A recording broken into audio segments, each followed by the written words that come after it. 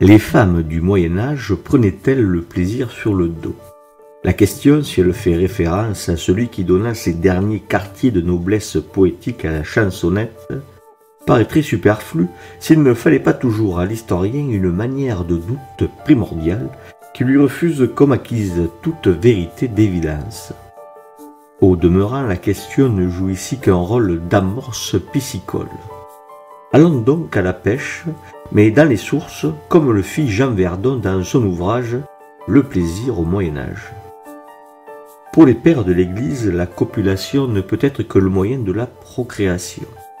Le plaisir est diabolique et a pour effet de détrousser la sexualité de son objet, la propagation de l'espèce, son pullulement même.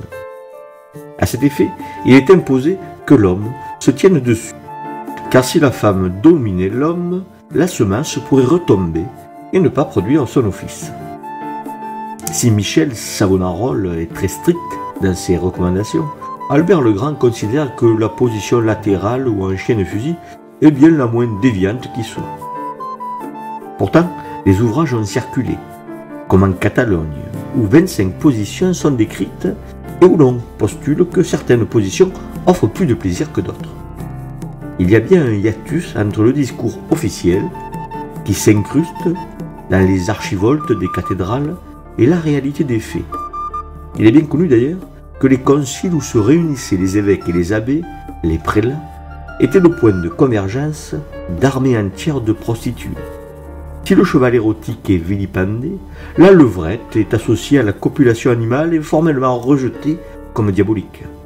Ne parlons pas de l'homosexualité qui à partir du XIIIe siècle est condamnée, sans nuance.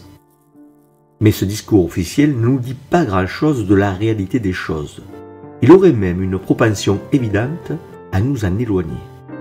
Que dire après que le grand philosophe allemand Peter Sloterdijk ait repris l'hypothèse qu'une des causes de la Renaissance, de cette rupture culturelle majeure dans l'ordre du monde occidental, a pu résider dans l'abondance des bâtards, des élites religieuses et aristocratiques qui, privées d'une carrière légitime inscrite dans la filiation du même acabit, aient investi leur libido, non pas dans la conservation du monde, mais dans son renouvellement.